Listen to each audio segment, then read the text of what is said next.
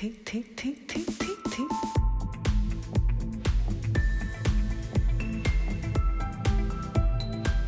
Culture, Olivia Gesbert, bienvenue au club.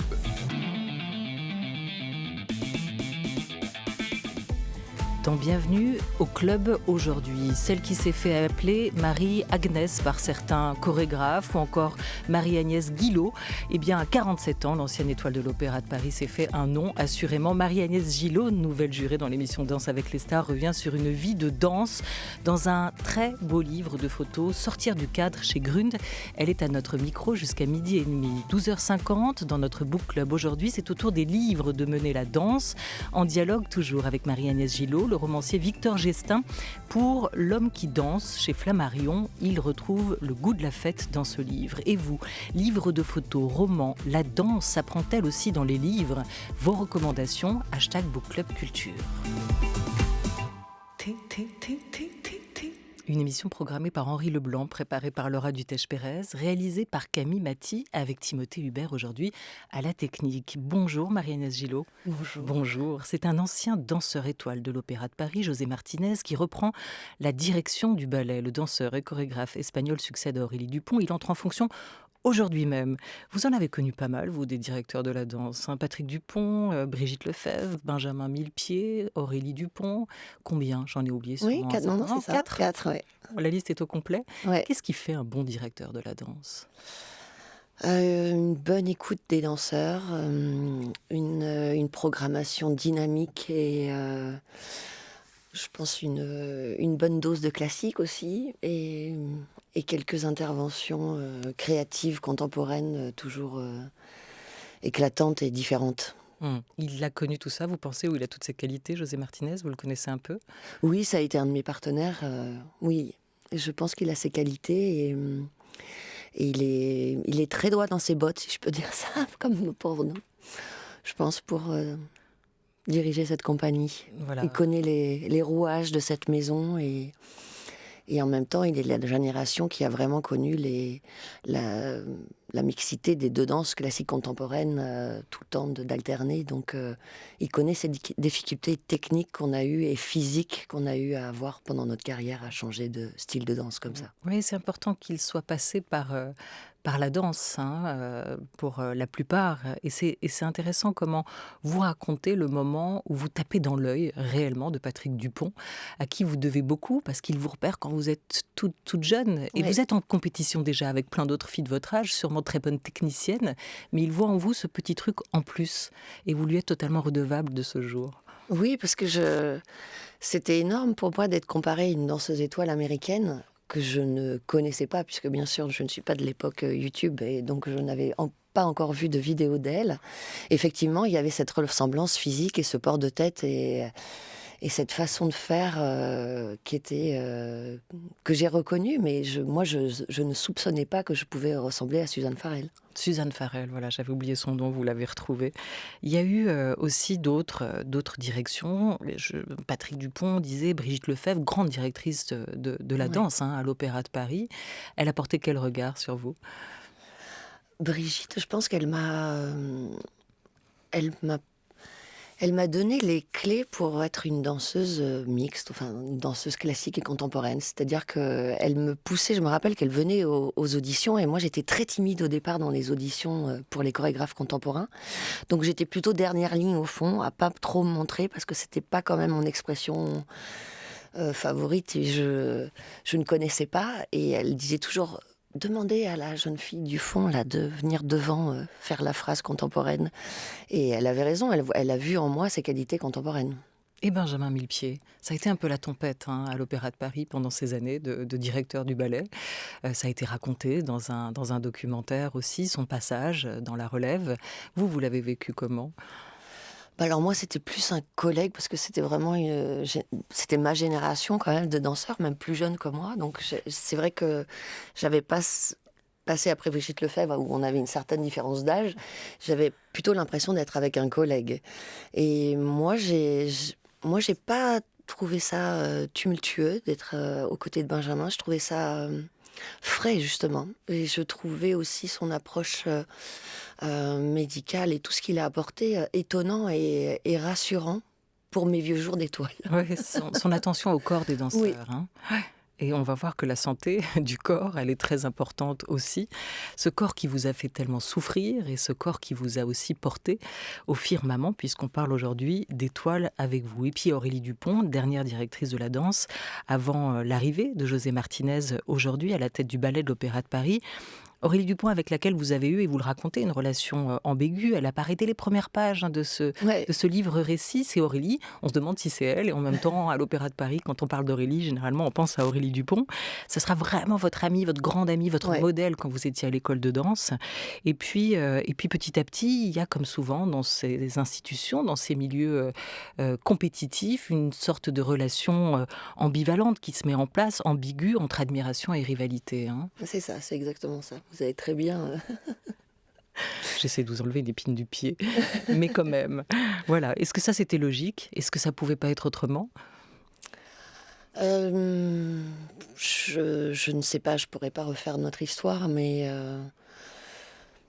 c'est vrai que la concurrence n'est pas une chose habituelle dans une amitié et c'est dur à gérer, je pense. Mais c'est une chose habituelle à l'Opéra de Paris, Et notamment, surtout à l'école de danse. Oui. Vous étiez. Oui. Ouais. Sortir du cadre, ça va être votre obsession, votre désir aussi, et la nécessité peut-être induite par ce corps de ballet dans lequel il faut aussi essayer de se distinguer. Vous êtes entrée à l'école de danse comme petit rat, Marie-Agnès Gillot en 1985, 1990, pour donner les grandes dates, c'est votre entrée dans le corps de ballet. Vous êtes nommée étoile en 2004. Comment vous relisez aujourd'hui cet entre-deux, entre 85 et 2004 ? Vous parleriez de quoi ? D'abord d'une vie d'effort intense. D'un apprentissage très minutieux de la danse, en fait. Et de la danse du 21e siècle, c'est-à-dire un panel de danse qu'on doit savoir exécuter. Moi, au départ, je pensais que j'allais être qu'une danseuse classique. Et donc, avec l'évolution de la danse à l'opéra, on m'a demandé beaucoup plus que ça. Et je pense que c'est ça qui a été, surtout de 90 à 2004, c'est mon apprentissage de toutes ces langues différentes des créateurs contemporains, qui ont chacun un langage particulier. Et c'est vraiment un apprentissage à chaque fois. C'est comme je disais, c'est une nouvelle langue, quoi. Et une nouvelle aussi circulation musculaire, une nouvelle circulation du mouvement. Enfin, c'est complexe de travailler du Matzek, du Forsyth, du Prejlocage, du Kilian. C'est des entités en soi, chaque danse, en fait. Peut-être plus que dans le classique, plus codifié, plus établi aussi dans son répertoire. Hein.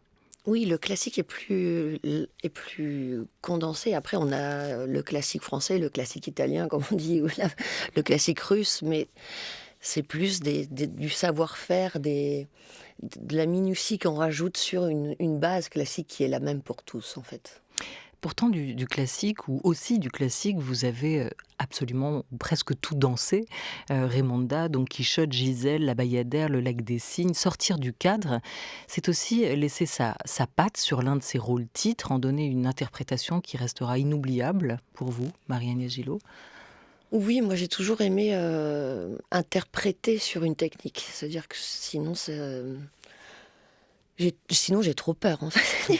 Il faut que je joue dessus. La danse, elle est trop technique pour sur scène ne faire que de la technique. Donc il faut vraiment une interprétation. Et moi j'aime bien les personnages différents. J'ai aimé les rôles comiques, j'ai aimé les rôles dramatiques. Mais je pense que c'est ça que les gens viennent revoir, c'est votre interprétation, c'est votre talent de comédienne quelque part. Oui, donc c'est un rôle que vous jouez. C'est pas essayer d'être au plus près de vous-même, mais au contraire, interpréter au mieux un rôle. Ah bah oui, parce que moi j'ai joué des choses que je ne suis absolument pas et qui n'existent plus d'ailleurs. Et des états que je n'aurai jamais. Donc c'est aussi ça qui est super excitant, c'est d'imaginer quel état on peut sculpter dans un corps et qui va être transmis à des dizaines de mètres et qui va donner ce sentiment aux téléspectateurs. Aux téléspectateurs, aux spectateurs, n'importe quoi, au public. Ça, c'est le côté maintenant, puisque vous avez rejoint l'émission Danse avec les stars, c'est le côté juré qui est en train de qui ressort d'un coup. C'est une belle expérience d'ailleurs, cette émission de télé. Oui, c'était une expérience très humaine. Parce qu'on ne pense pas souvent que la télé... Non, pour moi, ça a été vraiment un parcours très agréable. Bon. J'en reviens à ces rôles classiques, les grands rôles que vous avez interprétés. Celui qui vous a, vous, le plus marqué ou le plus transformé, lequel serait-ce ? Moi, j'ai adoré Paquita. J'ai adoré... Là aussi, c'est parce que j'avais... je trouvais quelques traits avec ma vie, mais cette jeune paysanne qui n'est pas reconnue et en fait qui est d'une lignée aristocrate, voilà, cette bâtarde, j'aimais bien jouer cette jeune fille qui n'était pas à sa place. Et pourquoi avec votre vie ? Parce que comme j'ai pas été reconnue dans mon enfance, j'avais toujours cette histoire qui me tracassait d'être reconnue. Mais votre père est parti très tôt. Très tôt. Il habitait pourtant pas loin et en même temps, il ne vous parlait pas, il ne vous reconnaissait pas officiellement, même si il aura gardé tous les coupons de presse, tout ce qui parlait de vous, et que vous découvrirez qu'il avait aussi cette grande fierté pour ce que vous êtes devenu, ce que vous étiez déjà à l'époque. C'est assez, cette histoire, elle est très touchante parce que vous vous êtes choisi votre beau-père en fait. Hein. Oui, c'était assez drôle. J'ai ramené l'homme de la vie de ma mère, en fait. C'était le chef cuisinier de mon école et je le trouvais énormément classe avec sa grande toque blanche, sa veste. Il passait toujours voir les enfants pour savoir si on avait apprécié ce déjeuner. C'était pas les cantines de maintenant, tout était fait sur place. Il avait une équipe énorme derrière lui et voilà, c'est un peu l'ancienne cuisine, quoi, traditionnelle et j'adorais, je trouvais ça délicieux. Je voulais absolument manger à la cantine tous les jours. Et après, quand j'ai rencontré cet homme qui était aussi délicieux, je l'ai ramené chez moi. Et que vous avez présenté à votre mère. Voilà. Vous avez quel âge à ce moment-là ? 7 ans. 7 ans. Elle vous a suivi. Oui. Ouais. C'est incroyable. Elle n'était pas surprise, c'est ça qui m'a étonnée. Ouais. Et du coup, alors, ce qui est intéressant aussi, c'est que vous racontez comment, en fait, la danse vous a aidé à prendre votre place dans la famille. Cette place qui était compliquée parce que vous aviez un petit frère né, donc bien un petit frère né après vous, Sébastien, qui va, lui, être dans les premières années de sa vie hospitalisé. Il a une maladie qui l'empêche de sortir et ça occupe énormément de temps dans la vie de votre mère qui va tous les jours le voir à l'hôpital. Ouais. Et la danse, ça vous a à la fois permis de quitter la famille, de partir à Paris, vivre votre propre vie, votre propre aventure, et en même temps de trouver votre place aussi. Oui, en premier temps, en fait, la danse chez Chantal Ruot, je me sentais regardée, aimée, surtout regardée, quoi. Et ça comblait le manque de regard sur moi dans ma famille, puisqu'on n'avait pas le temps. Enfin, et puis c'est pas d'actualité quand il y a un enfant qui se bat pour vivre, l'autre forcément. Mais j'ai pas du tout pris ça. Mais du coup, la danse, c'était l'endroit où j'avais mon espace à moi d'amour et de bienveillance. Et après, quand je suis partie à l'école de danse, là, c'était pas la même chose quand même. Là, c'était quand même beaucoup plus dur puisque c'était pas sympathique les premières années. C'était plutôt même très difficile physiquement puisque je suis tombée sur une prof très très difficile qui avait encore les sévices faciles. Donc là, je savais pas comment rajouter justement une couche à ma mère en disant là-bas je suis un peu maltraitée. Donc je l'ai caché en fait. Mais d'ailleurs, vous cachiez tout pour ne pas effrayer votre mère, mais aussi par peur toujours de devoir quitter, d'être envoyée de cette école de danse à l'Opéra de Paris. Vous vous étiez tellement battue pour y entrer et vous savez que votre vie est là, que l'avenir est aussi là. Et après tant d'efforts, pourquoi renoncer ? Donc on finit par accepter, c'est ce que vous racontez très bien, ces brimades, ces violences, avec cette ténacité qui vous suivra toute votre vie. Votre mère, elle est quand même présente, elle vous envoie des lettres tous les jours. Et en même temps, ce que vous montrez bien, c'est ce besoin de regard, ce besoin d'attention, ce besoin aussi de trouver toujours des mères de substitution, que ce soit au foyer, que ce soit à l'école, que ce soit les grandes sœurs, les grandes danseuses. Ouais, j'ai toujours aimé me faire des parents, moi. Je sais qu'il y en a qui aiment faire des enfants, mais moi, j'aime me faire des parents. Donc j'ai toujours aimé avoir des personnes plus matures que moi qui m'entourent, qui me précisent les choses, qui m'indiquent, qui me conduisent. J'aime ça, en fait. Et il y a cette poupée qui est toujours sous l'oreiller. Vous racontez ces années à l'école de danse, difficiles, cet apprentissage, presque avec une voix d'enfant. À quel moment vous avez le sentiment d'entrer dans l'âge adulte ?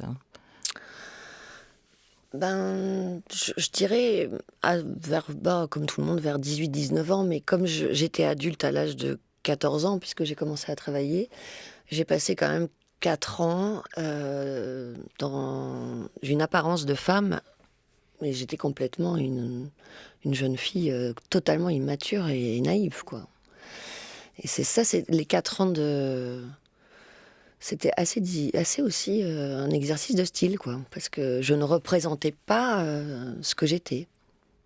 Vous étiez très grande. Ou tout à coup, vous avez très vite grandi. Tout à coup, Ouais. là, c'est plutôt le tout à coup. C'était le tout à coup, il y avait plus de 10 cm par an, Ouais. vers l'âge de 12-13 ans. Et votre dos a dit à un moment, stop, il y a une scoliose qui s'est mise en place, qui vous a obligé à porter un corset. Et ce corset, c'était quand même pendant longtemps pour vous un peu le corset de la honte, aussi, ou le corset de la peur, c'est-à-dire qu'il fallait le cacher. Ouais. Là encore, cacher sa souffrance, cacher aussi ce dos qui n'était pas droit. Ouais. C'est-à-dire que j'avais pas. Maintenant, je suis très impressionnée de voir les gens exposer leur corset. Mais moi, dans les années 85, j'avais jamais vu personne dans la rue ou quoi que ce soit, ou à la télé, avec un corset. Donc c'était un objet que je prenais soin à cacher dans toute situation. Ouais, ça c'est particulier. Et en même temps, c'était la souffrance aussi de devoir le remettre chaque soir, chaque nuit, et la libération. Ouais. Pour la journée, vous alliez danser. Du répertoire classique, on le disait, vous avez presque tout dansé, mais c'est vraiment le contemporain qui va vous révéler, et va vous révéler aussi à vous-même, parce que vous avez un corps et parce que ce dos qui vous a fait souffrir vous a offert énormément de souplesse ou d'élasticité pour interpréter ce répertoire contemporain. On peut citer Caroline Carlson qui dira de vous, Marie-Agnès ressemble à un oiseau, pas un oiseau fragile, mais à un aigle, dans votre capacité à vous déployer aussi. Et c'est avec elle que vous allez être consacrée étoile, en tout cas sur un de ses ballets, Cygne, et ce sera en 2004. On peut évoquer aussi peut-être Pina Bausch, parce que vous avez fait vos adieux en rouge dans la robe d'Eurydice de Pina Bausch, c'était en 2018. L'Opéra de Paris reprend en ce moment l'un de ses ballets mythiques, Contact-Hof, qui est une de ses pièces créées en 78, la troisième à entrer au répertoire de l'Opéra de Paris. Vous écrivez dans ce livre, Sortir du cadre, Pina Bausch m'a changé, elle m'a changé pour toujours. Je suis imprégnée de ses gestes. Comment ? Mais c'est très impressionnant parce que, par exemple, quand je laisse partir mon corps en improvisation, je pars souvent dans des qualités de mouvement de Pina Bausch. Je pourrais partir dans une qualité de Carlson ou une qualité de... Je ne sais pas pourquoi, physiquement, mais vraiment physiquement, je suis portée par des mouvements de Pina, instinctivement. C'était quoi les mouvements de Pina ? Les mains, les bras, les passages de bras, Oui, ça c'est l'aigle, effectivement. Et les ailes qui battent. Oui, mais Carlson, c'est différent. Carlson, c'est cet espace-là qui l'intéresse. Pina, entre le bras et le buste. Oui, alors je montre, mais... Oui, à la radio. Pardon. Mais non, c'est très impressionnant. Et je vois aussi que toutes mes collègues, on improvise toutes à la Pina, comme on dit. C'est-à-dire qu'on ressort... Je sais pas, aussi, en contemporain, vous savez, on répète beaucoup plus les œuvres qu'en classique. C'est-à-dire que c'est tellement digéré, disséqué. En classique, si on travaillait autant les œuvres, je ne sais pas si on finirait par improviser en classique. Improviser à la Pina, ça donne le sentiment qu'il y avait avec elle un espace de liberté immense. Et en même temps, vous dites, elle avait un niveau de perfection presque incomparable, si ce n'est peut-être avec Matzek, qui a été une de vos premières rencontres, autre chorégraphe suédois pour le coup, qui a compté pour vous. Et il a marqué, lui, vos débuts dans le contemporain. Vous avez dansé tous les rôles de sa Gisèle. Vous le décrivez comme un homme magnétique, calme, grand et surtout un génie techniquement. C'est lui qui vous appelait Marie Agnès. Agnès. Matzek, c'était vraiment... Je pense que c'est mon chorégraphe quand même préférés en contemporain. Parce que c'est tellement sharp, ces mouvements, c'est tellement difficile. Ces ballets sont tellement physiques que je voyais des étoiles en scène. Je ne savais pas si j'allais tomber à les pommes, rester debout. Parce que c'est vraiment très très physique, on ne se rend pas compte. C'est comme un grand classique, Matzek. C'est-à-dire qu'on laisse de soi en scène. C'est très éprouvant. Si on doit comparer des œuvres, c'est un épuisement total avec Matzek. Et en même temps, c'est la force de la danse et de la technique, c'est qu'une fois que vous êtes sur scène, on a l'impression que tout est facile, très simple à faire. Ouais. Oui, c'est notre but, c'est le but. C'est le but.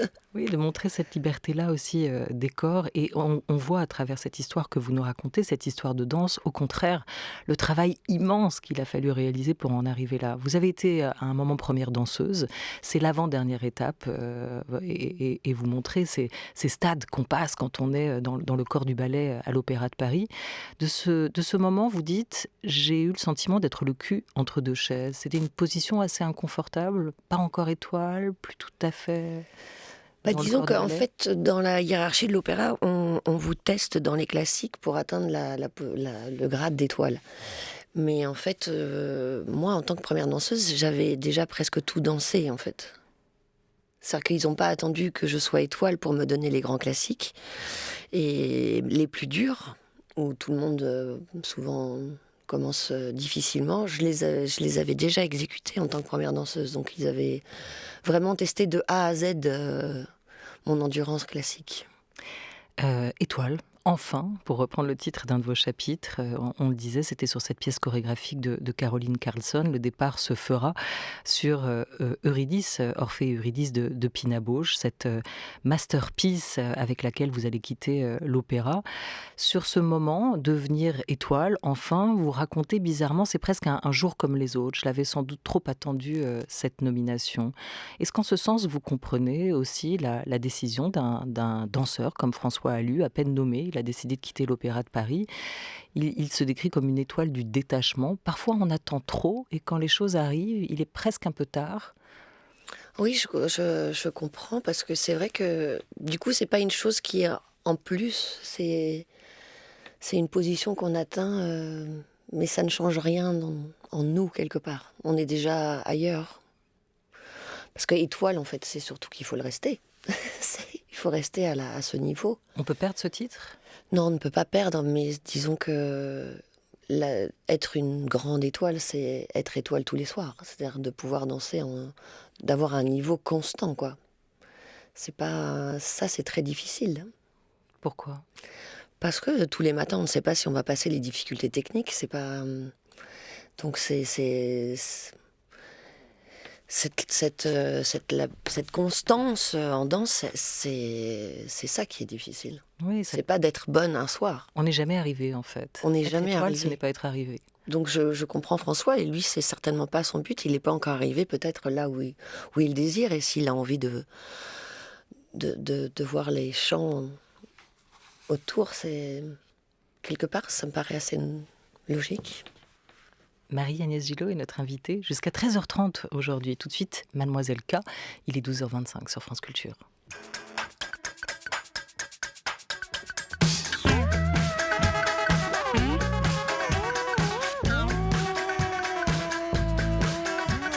Quand je me suis levé ce matin, c'était comme dans un film qui craint. Le président a annoncé qu'on allait tous être confinés. Super, au supermarché, il y avait déjà un peu de papier. Peu de farine, peu de pâtes. Moi je me suis pas laissé abattre. Je te fais un gratin de tendresse, une toast frite mayonnaise, un gratin de tendresse, soleil et merguez. Je te fais un gratin de tendresse, en attendant les fraises, un gratin de tendresse, soleil et merguez.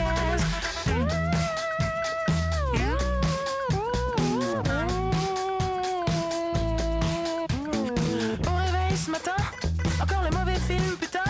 Le président a annoncé, le confinement est prolongé. Super, au supermarché, tout le monde avance masqué.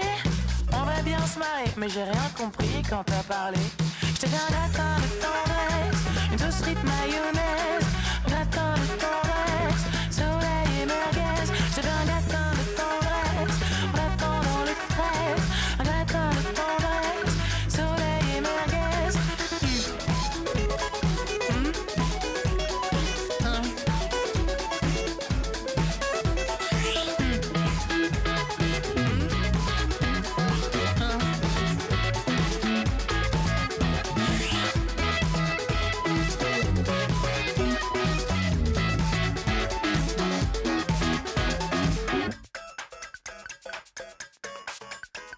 Si on s'en sort vivant, ce qui peut être mieux que le monde d'avant, que les infirmières soient milliardaires, qui roulent en bagnole super cher.